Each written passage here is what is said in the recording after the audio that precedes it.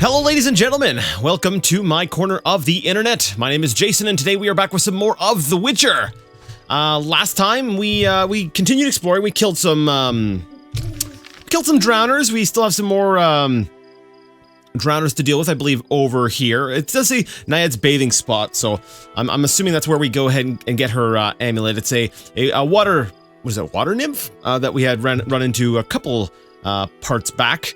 But we've come to this area that's been labeled the village. So since it's called the village, I'm going to assume that it is indeed a village, and we're going to go ahead and explore it. Last time we also ran into Dandelion. So Dandelion's here. As usual, the writing has been disjointed and crazy and goofy, and I love all of it. So let's go ahead and explore this area. It's always fun trying out or getting into a new chapter. What are these? These are cool looking. Someone an artiste? Are they little are they birdhouses? Birdhouses or yeah, that's what I would assume they are. Cool. I kind of want to meet the person who works on these. Maybe coming here at night is not the best time. Yeah, actually, you know what? Let's come back to the village when daytime is when we'll say daylight is upon us, because right now, you know, hey, they're all Bryonia. That's a thing that I don't think we've gathered before. Let's yeah, it's an herb or something that we've or a plant that we have not taken before. Let me see. Bryonia? Really? Have we never? Yeah, we can't carry anymore any of that. Vermilion and Negretto. Huh. We've never come across this ingredient before. Part of me wants to go into. You know what? Maybe we should see if there's a tavern at least. Let's see if there's a tavern at least in the village that we can access. Maybe our storage, and then we'll run back out into the wild and kill some drowners and stuff like that. So door to Adam's house, Berbercane, prize-winning cow. Oh, that'll have some relevance at some point. A cow guard. They've actually got a dedicated guard for the cow. There's got to be a place where I can access my storage, right? Huh. I don't. Alina's house. You know, I'm wondering. I wonder if they're gonna throw. Yeah, I've gotta dump some stuff. I wonder if they're gonna throw a twist at me, and have my storage not at an inn, but somewhere else. Now we did want to talk to the blacksmith too, didn't we? Okay, let's go kill those drowners. We'll come back during the day. Okay, looking at the map here, I was like, oh yeah, there's a path. I could have just taken that path to get to the river. But then I started looking over at these other little dots, these little markers, and there's an inn down here. So we'll head down towards the inn. So yeah, the village is a little bit more spread out. I can see a hut over there. So yeah, I should have just kept going this way. That would have been a smart thing to do. Got these posts. Interesting. Why is this area decorated as such? We've got this here, a little. I'm noticing some artistry in this area. Like in the last little place we were at, there wasn't little things like this set out. Like this is purely decoration, right? There's no lights or anything to it, so it's leading us to this place. Interesting. Notice board. Oh, it's probably gonna have some jobs for us there. Indoor. All right, let's check out the inn over here in the country inn. There we go. Okay, I hear a lot of talking. Can I help you? Oh, you're the innkeeper. Okay. Wait, there's more than one innkeeper? So there's two innkeepers. Okay, I was wondering where all the talking was coming from. Okay, Dandelion's sleeping next to the punching people. Okay. Hey, lady, how's it going? Welcome to my inn, traveller. Greetings. If you're weary, rest. If you wish food or drink, call my daughter. I will. Make yourself at home. Thanks. May I help you? I guess we'll ask questions. I don't see an icon for my storage, so I'm guessing that's not you. I have questions. Ask, traveller. What's special about this settlement?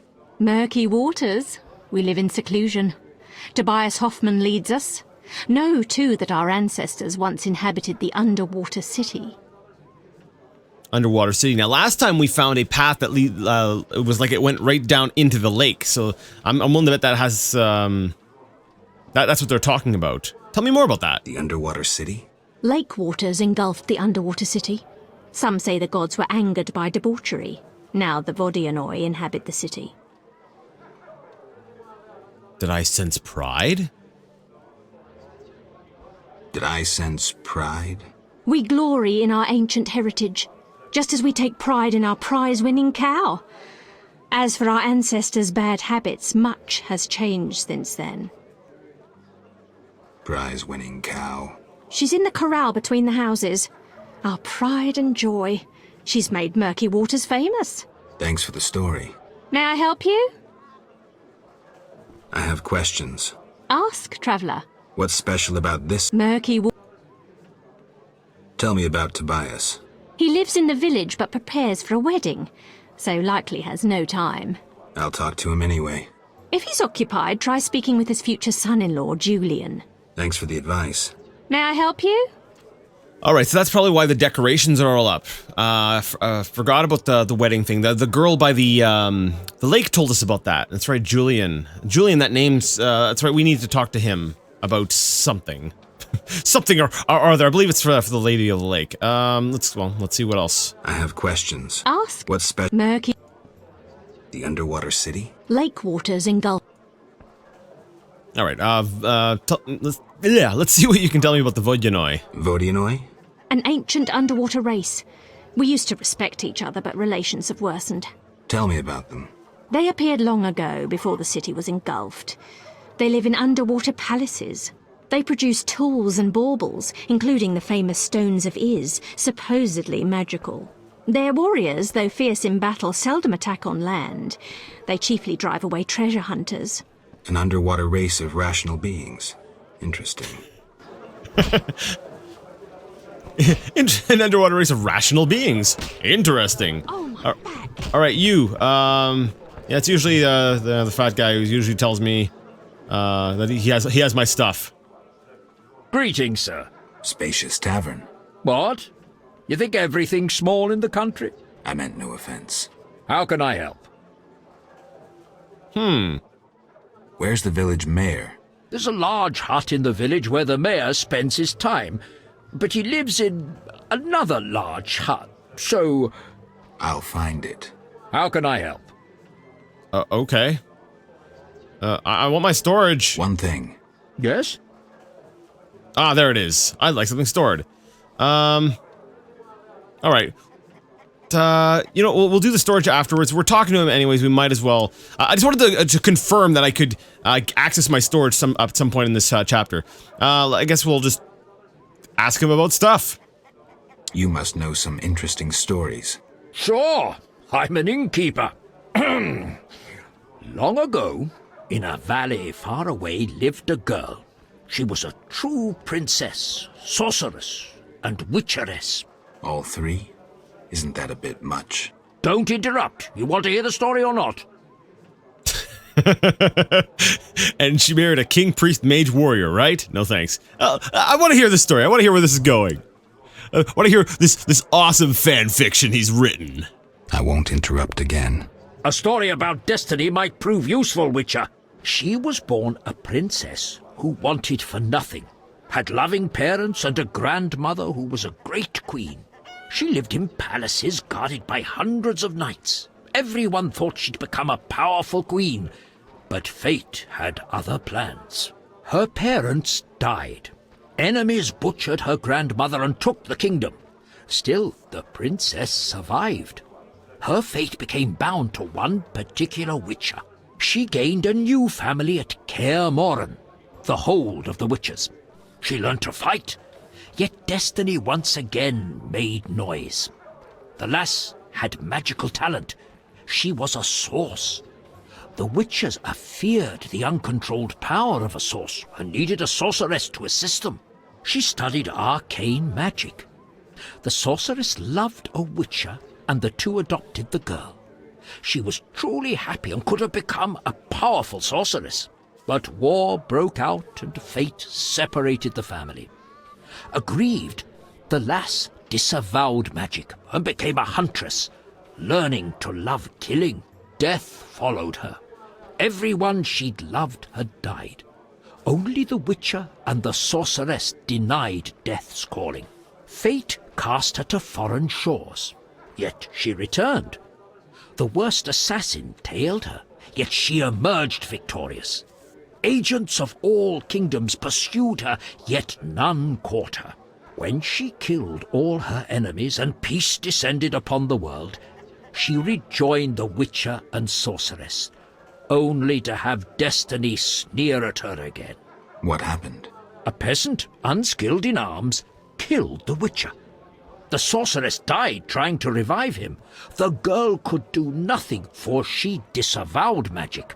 So the princess who would not rule, the witcheress who fought humans, and the sorceress who cast no spells used her power as a means to leave this world. I sense you haven't told all. All but one. Her name was Cyrilla. What's that matter? That's an interesting story. I kind of want, I'll probably watch my own video again after I'm like when I'm editing this, so I can re-listen to that story, because it was moving on pretty quick, and at one point I got a little confused about who was who, but that is an interesting story, and I'm pretty sure that's going to be relevant in some way. Cyrilla. Why do I know that name? I have no idea. Anyways, all right. Any interesting news? A wedding, that's what. The mayor's daughter, Elena, is marrying a townsman called Julian. He's staying here at my inn. Interesting. Well, we will need to speak with him. One thing. Yes? You look sad. Can I help? Perhaps. Crooked Lou and Bucktooth Bow stole a case of best firewater. Return it, and a useful artifact is yours. What artifact? It was a jest. Not funny. Your question reminded me of some old games. I couldn't resist. No matter. How can I help? So the guy made a joke about us going and he'd give us something? I'm wondering, was there actually a quest there and they ran out of time and they're just like, put a funny line in there and that'll cap it off. You know, we'll turn it into a joke. Okay. Was there anything else? I think that was it, right? Yes? You must know some interesting stories. It's probably, just gonna do I'm willing to bet it's only blue because, we let him finish the story, and if we made a snarky comment, then that would turn gray, so whatever. I'd like, to take a look at my storage. I'll be right back. Alright, I basically just dropped everything in my storage. I'm gonna be getting plenty of, ingredients and crap for alchemy. For now, you know, I'm just gonna stick with the one Crinford oil. I don't think I'm gonna run into too many, threats from, human characters. So for the time being, we'll just leave it at that. Besides, I've got a lot of, barrels and crap to loot. And stuff like that. Alright, so let's take a look at here. We'll just loot his inn, grab some pears and crap. Ooh, what do we got here? A medium strength alcohol. Yeah. I have room now, we'll grab it. Yes. We'll just, if it ain't bolted down, we're going to take it. Now oh, Julian's right here, okay. Should I get involved in the fighting? Who wants to get slapped? You know what? I want to get slapped. Your mother sucks dwarf cock. Oh, so you're the first one? Alright, let's do this. Greetings, Whitey. Got money, wanna fight? That's not at all what your voice sounded like a second ago, but okay. 20 orens? Sure. Should be an interesting fight. Ready? Bring it on. Actually, I don't remember how to fight, so this is going to suck. I'll smash your face.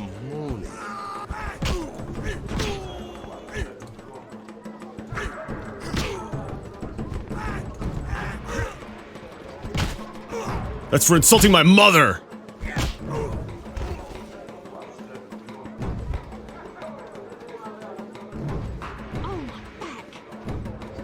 Okay, I went quiet because I figured this was good. Okay.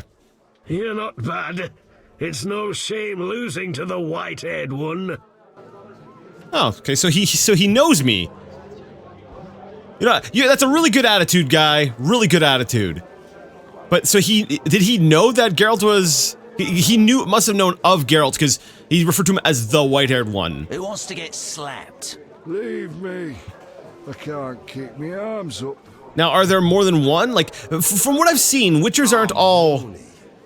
They're not all like white-haired, right? So I'm assuming, like, Geralt's got a reputation of being, you know, I don't know. I'm guessing. Who wants all right. to get slapped? I guess we'll just go around and I'll beat everyone up.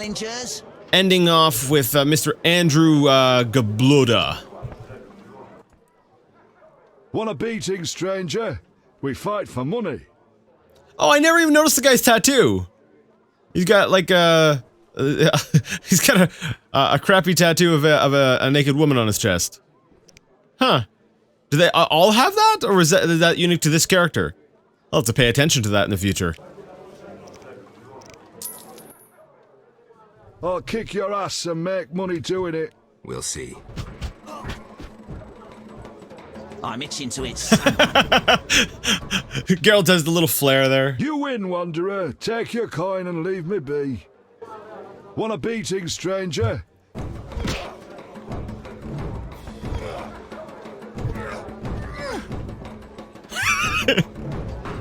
He missed entirely. You win, Wanderer. Take your coin and leave me be. It's like a bad fight scene in a movie. It's like missed entirely, you know? And yet the guy's still reacting like, oh, I got punched in the face. Greetings, Whitey. Got money, wanna fight? Who wants to get slapped?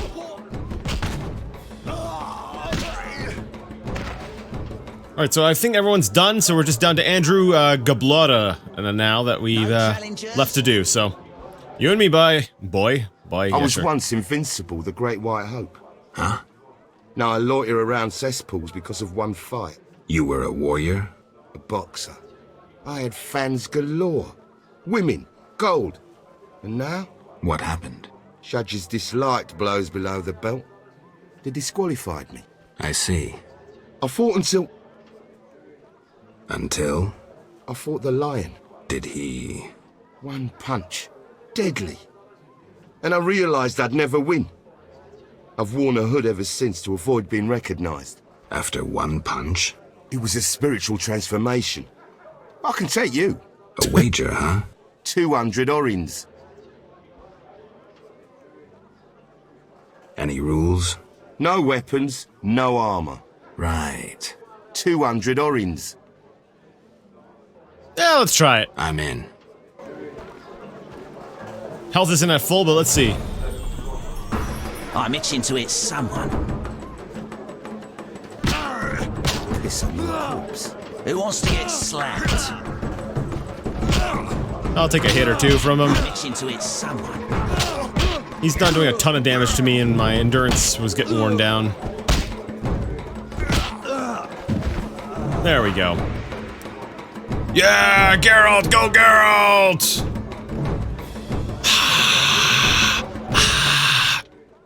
Did you train with the lion?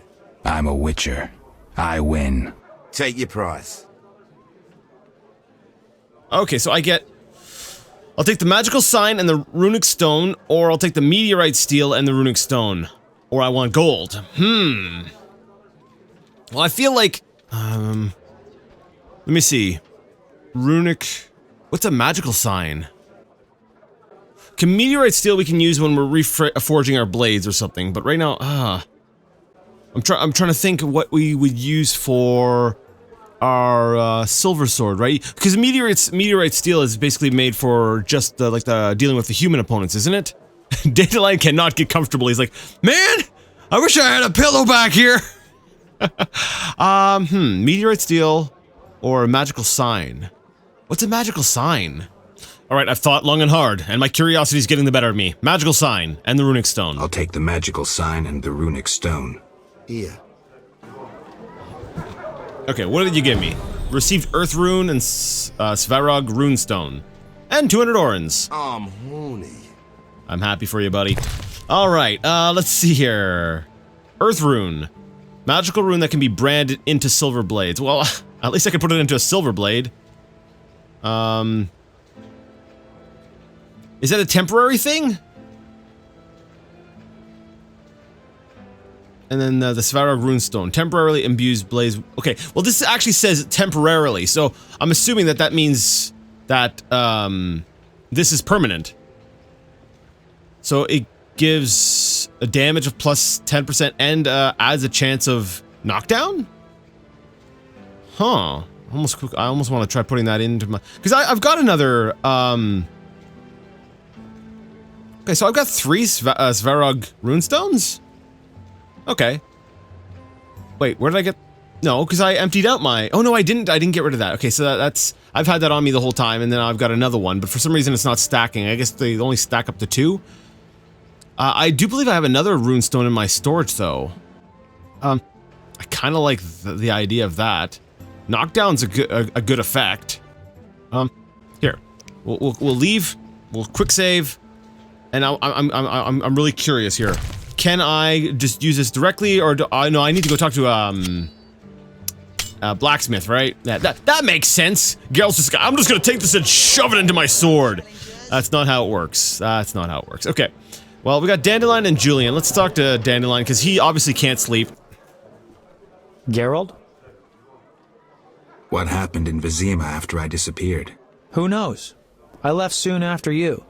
Though I did hear that you staged quite a bloodbath. Sometimes killing is necessary. Now don't get offended, but has killing people become a pleasure for you? I only kill humans in self-defense, salamanders and their kind deserve to die, or I have nothing against slaying humans. That doesn't really answer the question, though. He's asking, has it become a pleasure for you? I have nothing against slaying humans, or I only kill humans in self-defense. Well, that's true. I don't believe we've been the... That's not entirely true, actually. No. This here is a false statement, because, the cannibal. We did kill the cannibal. In the swamp. So, no, we don't only do it in self-defense. I think because of our worldview, we kind of see, you know, some humans as being as bad as the monsters we hunt, so I think it makes sense to, no, we don't only do it in self-defense. We actually view some humans as monsters, so, salamanders and their kind deserve to die. That sounds kind of vengeful and personal in a way. Does it? Or I have nothing against slaying humans. This is a tough one to answer, because, we don't only kill in self-defense, so it becomes between the second and the third option. And I think the second one embodies the most of the way we feel that, you know, some humans are not quite human. I guess whatever you have to do to whatever justification you have to use so that you can sleep at night, right? Because that's basically what humans do, right? Is we try to demonize or to you know, dehumanize. Like, you know, on the battlefield, you want to dehumanize the enemy. They're wretched, they're horrible. And that's basically what this middle thing is basically saying, is that we need to dehumanize them before we can go ahead and slay them. And the bottom one just means that I'm kind of like a psychopath. Well, not really a psychopath, but, like, you know, I have no problem with killing humans. But I guess I kind of do? Do I have okay, that's the important question. Do I, as Geralt, have a problem with killing humans? Would I rather resist it? From what little I know about the character of Geralt, he probably would have a bit of a problem with it. But while playing this game, honestly, if you're evil, then you're evil. I don't have any qualms with fighting humans or monsters, so... Because a lot of humans can be worse than the monsters, so... I don't lose sleep over it.